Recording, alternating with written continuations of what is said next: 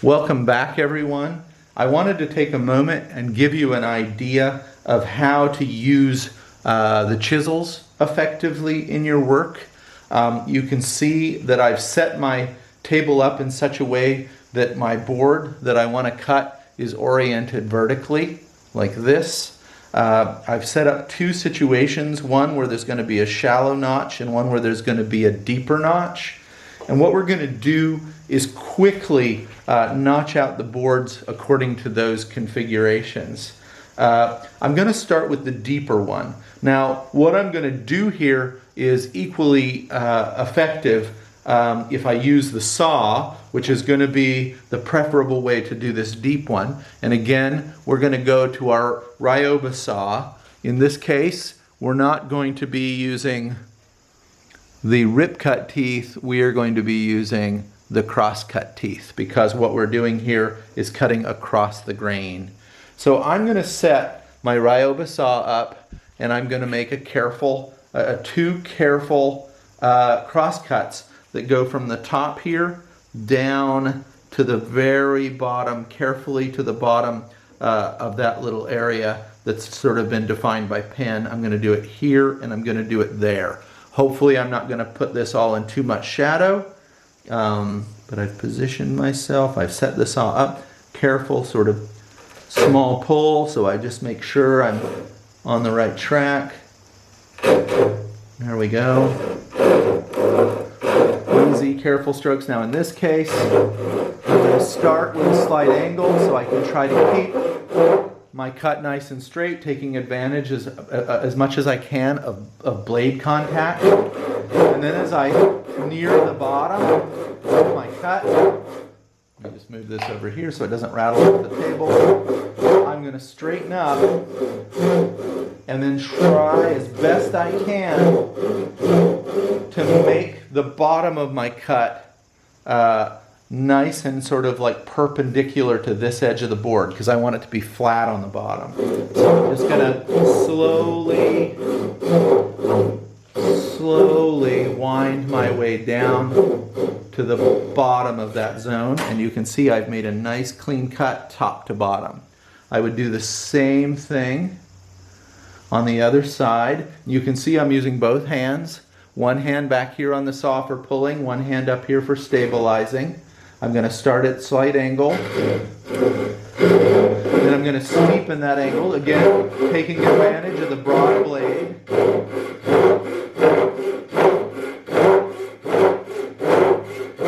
Nice and easy. Leveling off my blade, making good slow cuts, keeping a real close eye that I've cut just right down to the bottom.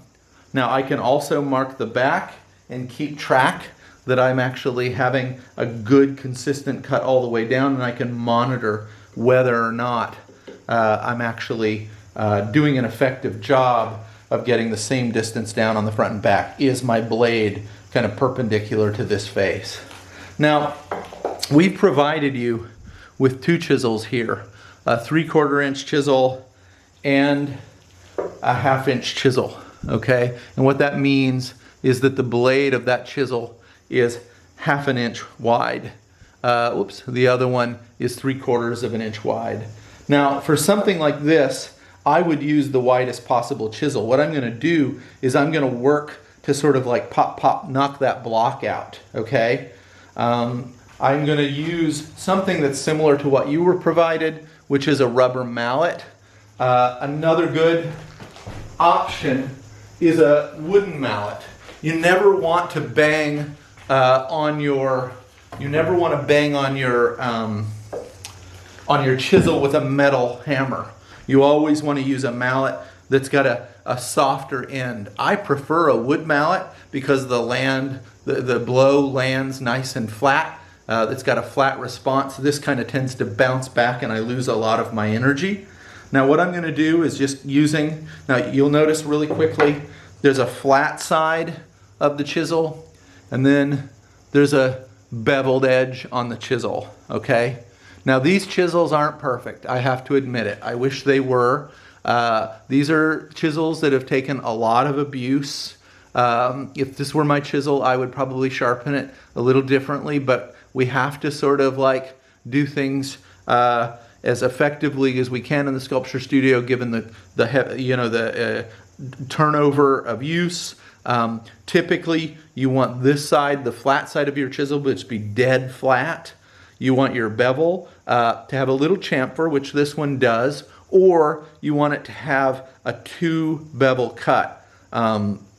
Like a bevel like this one and then a slightly steeper bevel toward the bottom, and you want this to be just razor sharp. And this is pretty sharp right now.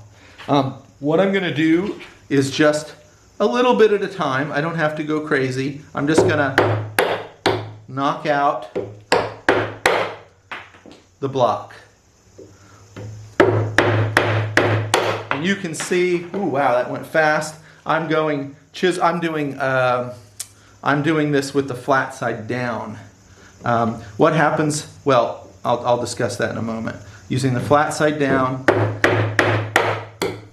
okay, just knocking out what I have here, trying to get rid of the bulk of the material, okay, without overshooting. Now, what you would want to do from here, as we're getting close, and I'll kind of zoom in a little bit for that, okay?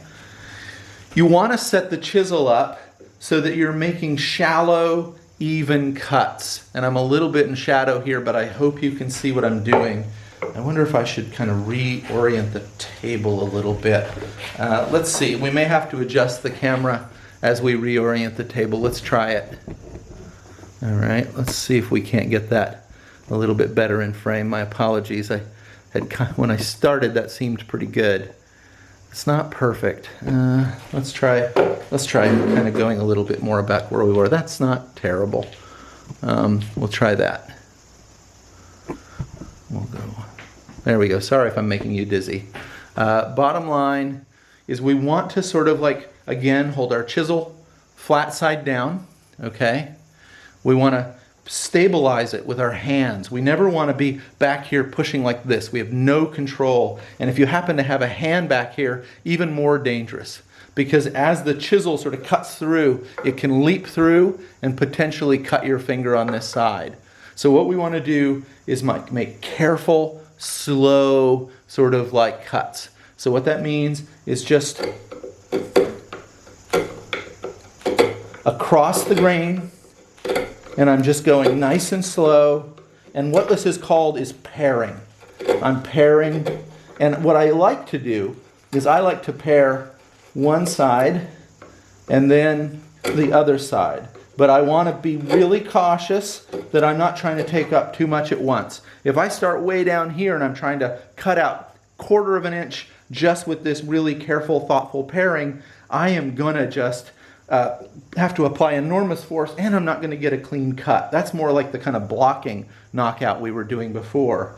Now that I'm getting close, I just take my time and I chisel away with kind of a side-to-side motion if I need it. And what you see is that I'm creating just little splinters. Oh, there they are. Little splinters of wood, and sometimes, if I'm going with the grain, little scrolls of wood. So I'm getting pretty close to a good flat edge on this side, like that. All right, nice and clean. And you can see I'm starting to get to the bottom. I've got a bunch of wood kind of like rolled up in here. I can kind of push that out a little further and finish it up. Now my inclination would be to do one side. Nice slow kind of paring cuts. Do one side and then pivot the board around, pick it out, turn it around. I still haven't quite, I'm going to come in a little at an angle. I don't want to jab my work, but I'm just going to come in at a slow angle. And you can see I'm just working my way down towards that bottom line. Now, my inclination again is to sort of turn the whole board around and finish my cut on the other side from that side and just cut toward the middle. If I just push, whoops, all the way through like that, I'm going to just knock off edges of the back side of my board, even if my chisel is sharp. So ideally what I'm going to do, I'm just going to remove these clamps real quick.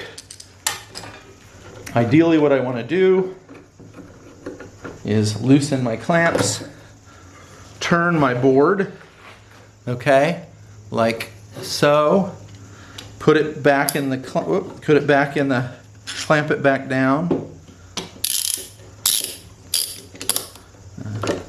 And I'll do this on kind of the quick side so you can kind of get a sense of how it's going to work. Clamp it back down. Go ahead and adjust my focus. Bring my wider chisel back in and finish my paring from this side, okay? Nice paring strokes, cleaning it out.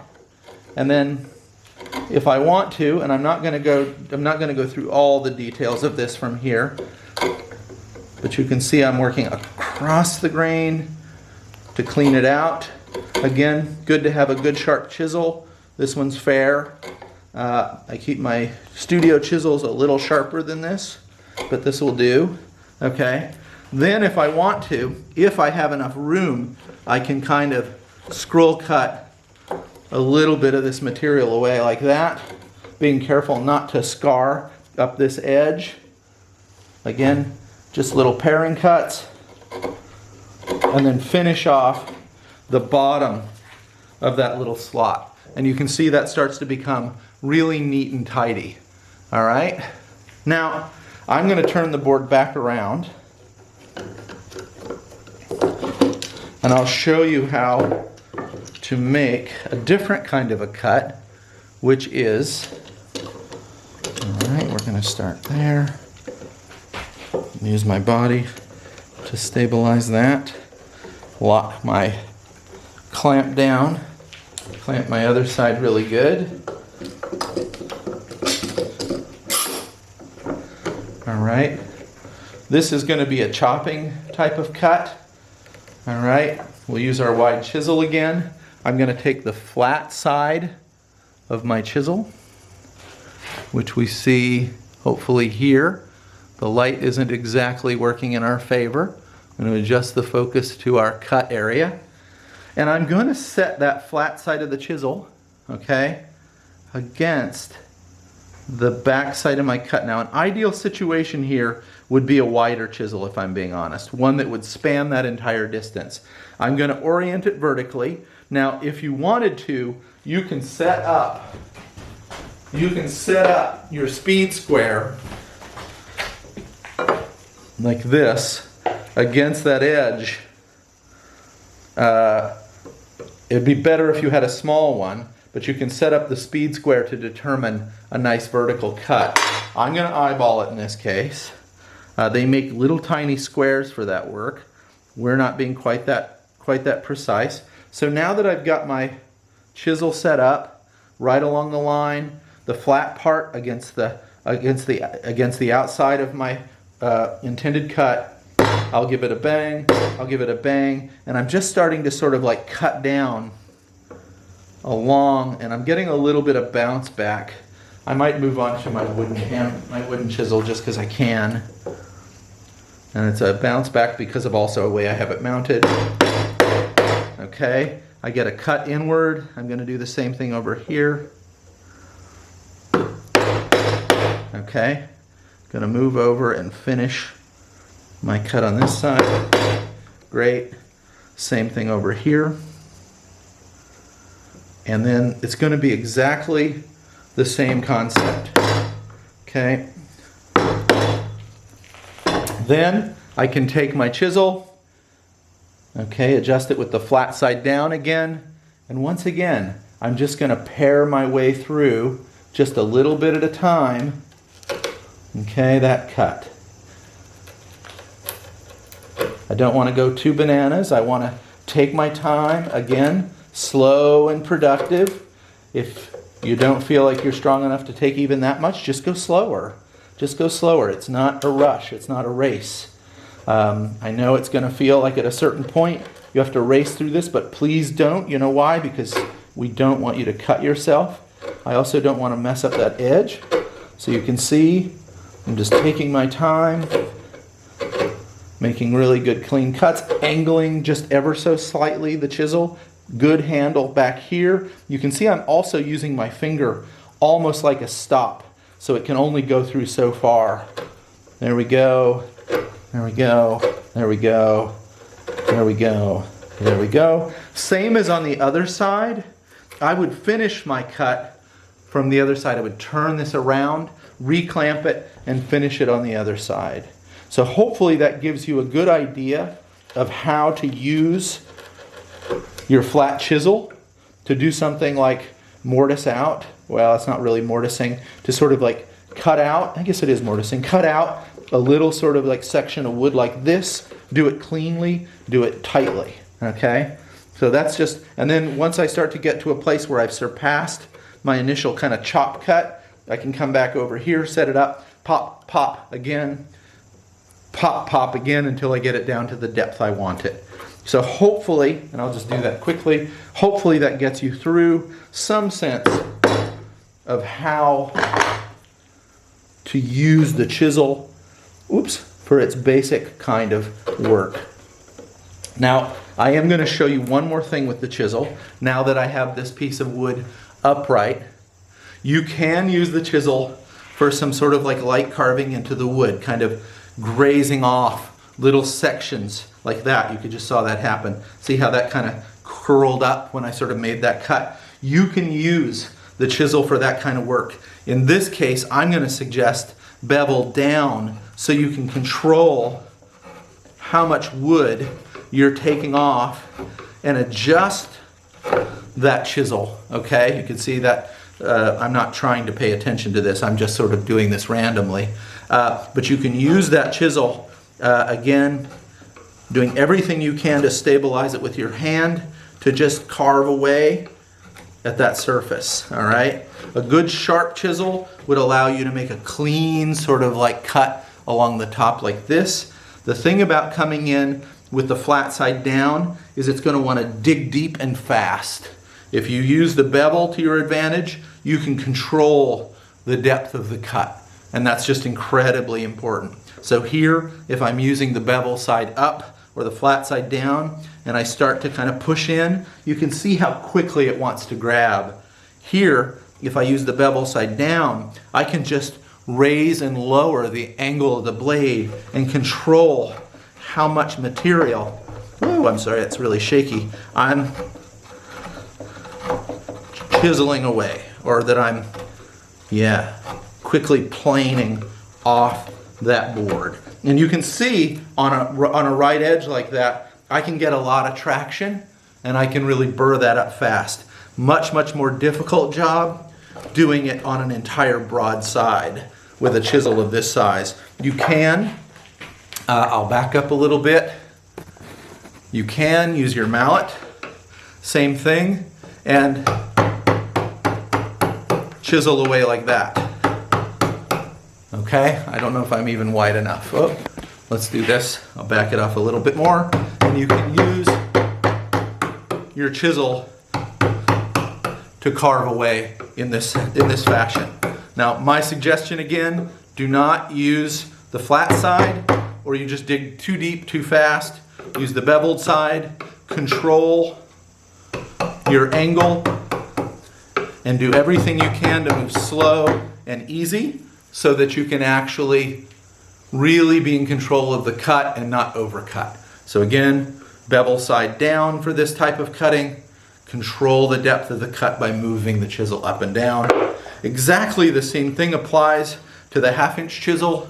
It's just in this situation, it's more refined, focused work. You can see that's actually digging in fast. There's not as much blade that has to do that work. So you have to be careful. For a big broad edge like this, I would go with the wider chisel. You can use this for smaller little toolings on an edge. This isn't exactly a carving tool, but hey, we can kind of use it and play with it. And you can see that very rapidly, because there's less cutting surface, I can actually start to clean and round a surface with a little bit more resolution than I might have been able to do with that wider chisel. So I hope that helps. I hope that gives you a starting point for your chisel work, and I look forward to seeing how you take advantage of it. Again, be super careful. Never, ever, ever try to sort of like work with a chisel on a board that's not locked into place, that's not stable and locked down, okay? And be very, very careful never to chisel toward your hand. These things are not razor sharp, but they are incredibly sharp, and they will cut you, and they could cut you bad. So please, please, please, always locked down to your surface, and always chiseling away from you with plenty of control, using one hand as your guide hand, your strong arm, your dominant arm as your sort of like pushing hand. All right, we'll see how that goes for you.